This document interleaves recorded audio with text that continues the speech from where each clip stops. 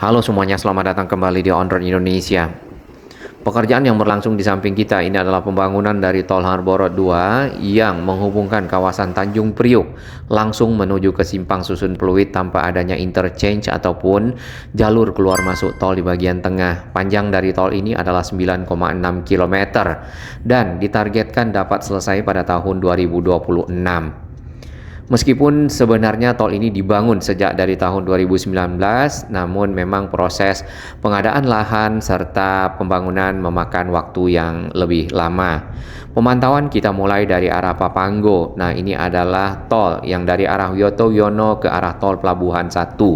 Di sini di bagian depan nanti ada pilar-pilar yang akan menghubungkan tol ini langsung masuk ke tol Pelabuhan 2 ataupun on-ramp ya. Kemudian yang dari tol Pelabuhan 2 akan menuju ke jalan tol yang kita lewati, di sisi seberang juga akan ada sambungannya. Pembangunan Tol Harbor 2 ini lebih dimaksudkan untuk mengurangi kepadatan arus lalu lintas yang ada di Tol Pelabuhan 1. Nah, bagi para pengendara yang selalu melewati jalur tol ini biasanya di pagi hari dan juga di sore hari, bahkan di siang hari pun sangat padat sehingga memperlambat arus kendaraan serta menambah waktu tempuh. Salah satu fokus pekerjaan pembangunan Tol Harbor 2 adalah menyeberangkan layang Tol Harbor 2 ini dari arah barat ataupun dari arah Ancol Timur menuju ke arah kawasan Tanjung Priuk, kawasan yang ada peti kemasnya dan terminalnya. Nah, di bagian depan ini terdapat launcher-launcher yang memang dipersiapkan untuk mengangkat dari beton-beton girder ataupun beton-beton pracetak sehingga dapat disusun membentuk jembatan layang. Secara desain dari Tol Harbor 2 adalah seperti ini dengan segmen-segmen pembangunan yang dilakukan. Panjangnya 9,69 km dan membentang dari arah Ancol Timur di sekitar JIS sampai ke arah Simpang Susun Pluit.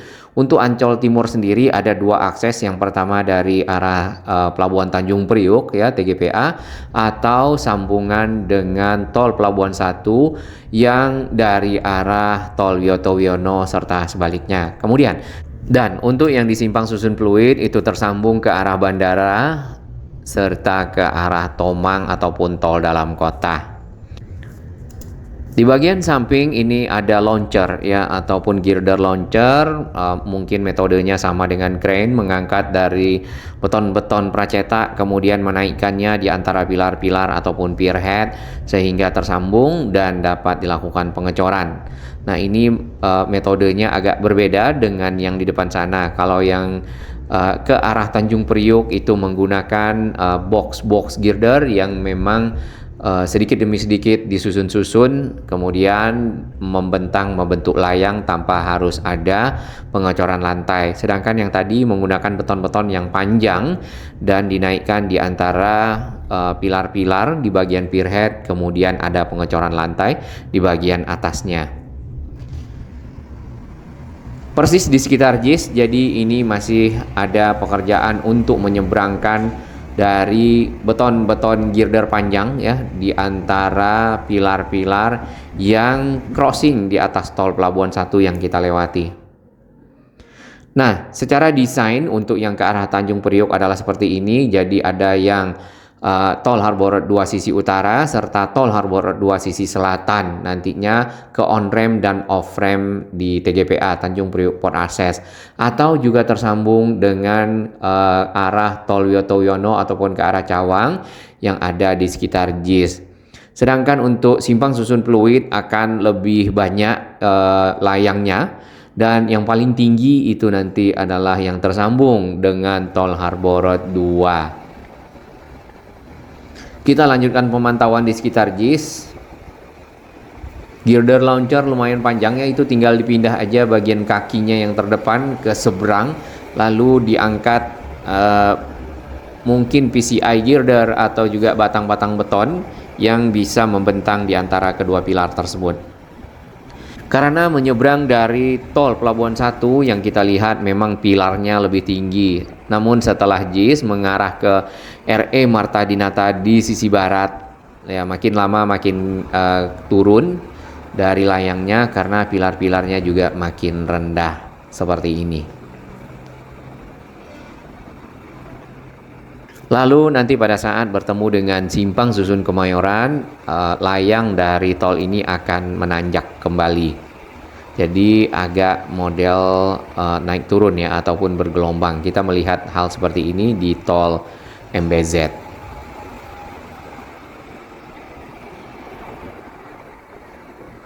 Secara posisi untuk pilar-pilar yang ada di Jalan RE Marta Dinata berada di pinggir jalan. Lajur tersebut adalah lajur yang dipergunakan untuk kendaraan yang tadinya ke arah barat. Sedangkan yang ke arah timur ya, ataupun ke arah Tanjung Priok dari Gunung Sahari itu menggunakan jalur di sebelahnya. Namun karena adanya proses pembangunan Tol Harbor 2 Jalan RE Marta Dinata mulai dari sekitar ujung jembatan Jalan Kettle di dekat JIS, itu semuanya satu arah sampai ke Kemayoran. Nah, ini dapat kita lihat pengangkatan dari box girder ya, yang disusun membentuk jembatan layang di antara pilar-pilar yang ada yang sudah siap. Kemudian bagian ujung dari launcher itu kakinya nanti akan sampai di pilar berikutnya. Jadi akan menopang dari rangka launcher itu sendiri dan mulai mengangkat lagi box girder di bagian bawah untuk disambungkan kembali. Di bagian belakang dari pilar-pilar yang kita lihat banyak sekali rumah-rumah penduduk yang cukup padat ya. Dan ini memang kondisi Jakarta yang kita lihat di banyak lokasi. Baik, ke arah simpang susun Kemayoran di sini sudah makin tinggi kembali untuk pilar-pilarnya. Jadi layangnya menanjak seperti ini. Kemudian di bagian atas itu karena menggunakan box girder ya, jadi sudah ada lantainya, tinggal dilanjutkan dengan membuat pagar pembatas. Setelah simpang susun Kemayoran ada satu launcher lagi, lumayan banyak launcher yang dikerahkan yang kita lihat. Jadi memang target yang hendak dicapai tahun 2026 dapat selesai, khususnya di bagian selatan terlebih dahulu, karena yang di bagian utara itu baru sedikit sekali yang dimulai.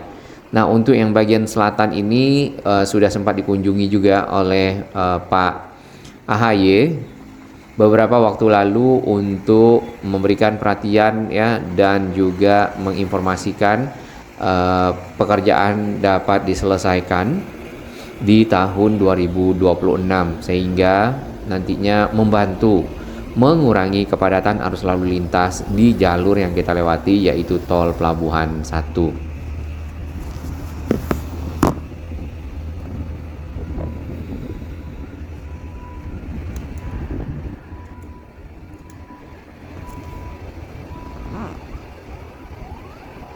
Ke arah Gunung Sahari kita belum lihat ada pilar-pilar yang berdiri, namun pondasinya sudah ada.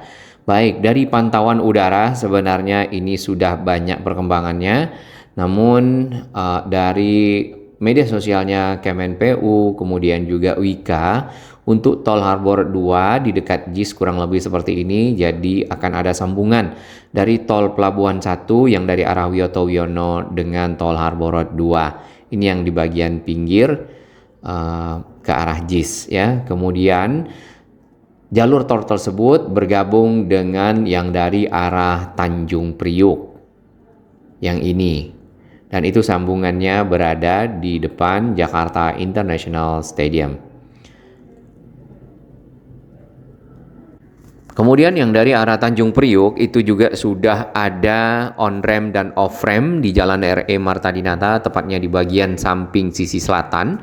Kemudian lagi untuk sambungan antar pilar pierhead sudah makin banyak dan membentuk dek-dek ataupun lantai-lantai yang nantinya dapat dipergunakan sebagai struktur jalan. Yang ini lurusnya adalah seperti ini ya, yang ke arah Pluit dan terhubung dengan akses dari arah Tol Wiyoto Wiono ataupun Tol Pelabuhan 1 di sekitar JIS. Sedangkan yang sisi utara yang kembali ke arah Priuk memang belum ada pekerjaan lanjutan. Baik, kita lihat pemantauan udara dari Kemenpu.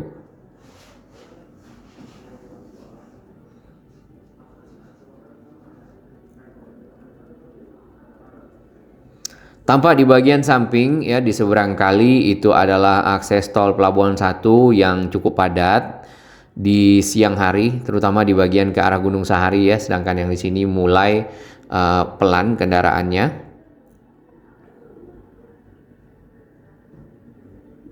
Dan nanti bukan hanya kendaraan kecil yang dapat melewati tol Harborot 2, tetapi juga kendaraan yang cukup besar.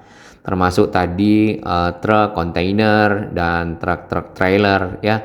Sehingga arus lalu lintas benar-benar terbagi antara tol Pelabuhan 1 dan tol Pelabuhan 2. Lalu apakah akan ada tarif khusus? Belum diketahui. Yang jelas untuk MBZ sendiri ataupun tol elevatednya Jakarta Cikampek itu tidak ada pemberlakuan tarif. Dan pada saat kendaraan naik ke tol MBZ itu sama dengan melewati tol Jakarta Cikampek sisi bawah, lalu bergabung kembali di sekitar kilometer 48. Ya, di bagian bawah ini adalah simpang susun Kemayoran dan tol Harborot 2 berada di atasnya. Di sini arus kendaraan mulai agak padat dan mulai tersendat.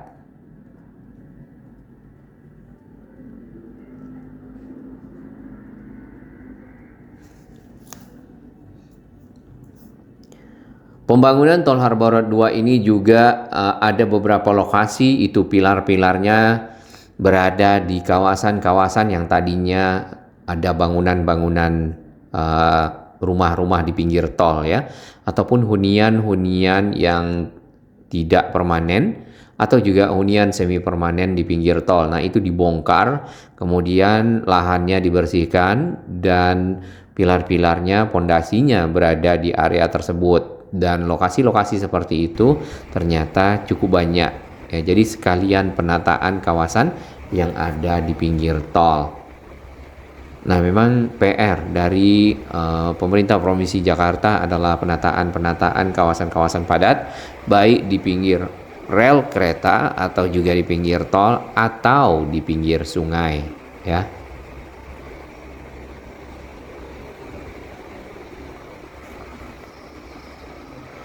Kawasan-kawasan antara jalan dan pinggir rel biasanya itu adalah kawasan yang bukan lahan-lahan yang dapat dipergunakan ya, ataupun biasanya milik negara dan dipakai untuk keperluan penghijauan, taman dan lainnya. Nah, terkadang kawasan-kawasan tersebut dihuni oleh oknum-oknum sehingga berdiam cukup lama di sana, dan pada saat pembongkaran dibutuhkan effort ataupun usaha serta ganti rugi. Baik, kita lanjutkan untuk pilar-pilar yang ke arah flyover di ujung Jalan Gunung Sahari sudah mulai berdiri dan bagian pierhead-nya juga sudah selesai. Ini mungkin menunggu dari girder launcher ya, ataupun launchernya dibawa ke sekitar sini dan dinaikkan batang-batang girder diantaranya atau juga box-box girder untuk dapat membentuk layang. Ini adalah arus kendaraan tol Pelabuhan 1 yang dari arah JIS sampai ke arah Simpang Susun Pluit yang kita lihat di hari Minggu ini juga cukup banyak ya, apalagi di hari kerja. Kita lanjutkan pemantauan setelah Gunung Sahari menuju ke arah pintu tol Ancol Barat di sekitar Gedung Alexis. Dapat kita perhatikan pilar-pilarnya sudah banyak yang tersambung menggunakan box-box girder dan dilanjutkan untuk pengecoran bagian pinggir dari kedua sisi dek yang terbentuk ataupun layang. Sudah cukup panjang dibandingkan dengan beberapa bulan lalu kita melihat dan memantau kawasan yang ada di area pembangunan tol Harborot 2.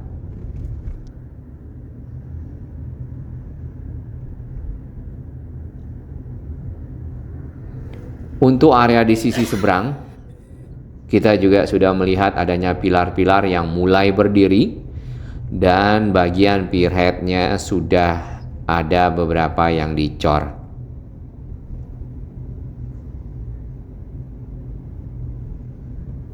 Tol ini sebenarnya dirancang untuk bertingkat ya, ataupun double decker. Nah, yang pernah kita lihat dan kita coba tol double decker itu ada di Malaysia. Namun untuk tol Harbor Road 2 mungkin belum akan double decker karena secara konstruksi hingga saat ini kita masih melihat tolnya belum bertingkat ya, tapi hanya satu layang saja yang ditopang oleh pilarnya. Nah, ini bagian ujung yang sudah terpasang dan tersusun dengan rapi box-box girder menggunakan launcher. Launchernya ada di mana? Launchernya ada di ujung sini. Namun launchernya belum sampai kakinya di pilar berikutnya. Masih pengerjaan untuk menyelesaikan di pilar yang ada di belakang kita.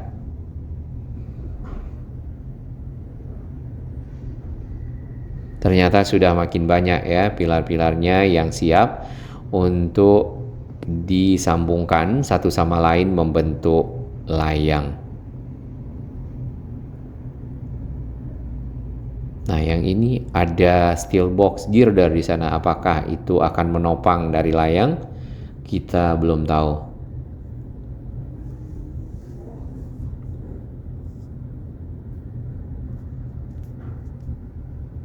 Lanjut lagi ke arah barat. Untuk yang area di seberang, ini jalur yang di utara. Ya, pilar-pilarnya mulai dipasang launcher ya, dan mungkin akan segera melakukan pekerjaan menaikkan box-box girder untuk menyambungkan pilar-pilar tersebut membentuk layang. Ini ke arah exit Sunda Kelapa dan ke arah Glodok.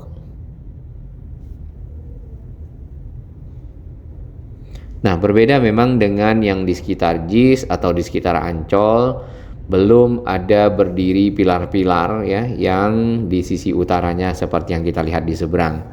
Lebih banyak memang yang di sisi selatan, dan ini ke arah exit Sunda Kelapa juga sudah tersambung dengan baik membentuk layang.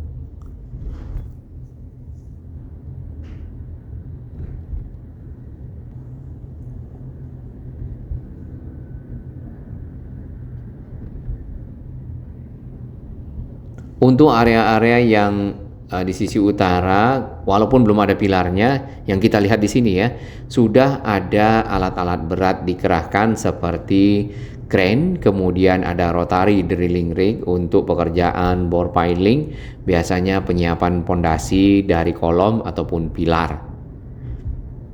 Nah, sampai di sini kita melihat ya, mungkin ada lebih dari 8 launcher yang sedang bekerja untuk menyelesaikan pekerjaan tol Harbor Road 2 ke arah Simpang Susun Pluit. Nah, dari arah Sunda Kelapa ke arah Simpang Susun Pluit nantinya akan banyak melewati kawasan-kawasan yang ada hunian-hunian penduduknya ya di pinggir tol. Apakah area-area tersebut akan dilakukan pembongkaran dan penataan? Nanti kita akan nantikan bersama ya, karena pekerjaan-pekerjaan itu harus dilakukan agar pondasi-pondasi dari kolom-kolom dapat berdiri dan dapat disambungkan membentuk layang tol Harbor 2 dan secara posisi berada di samping tol Pelabuhan 1. Nah, bangunan-bangunan yang ada di pinggir tol yang kita bisa lihat contohnya seperti ini. Cukup banyak dan cukup panjang areanya.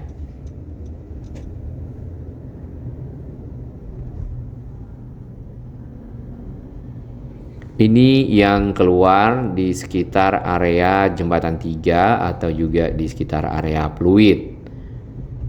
Termasuk yang di sisi utara itu juga ada beberapa area yang padat hunian penduduknya. Sedangkan yang di sisi simpang susun fluid, kita melihat belum ada perkembangan apa-apa di sekitar sini ya, mungkin di sisi bawah sudah ada lahan yang disiapkan atau hal-hal lainnya, perizinan misal, kita belum ketahui ya. Sedangkan nanti simpang susun fluid ini akan memiliki layang yang lebih tinggi daripada yang sekarang ada dari arah bandara, dan itu adalah sambungan tol Harbor Road 2 dengan tol dalam kota.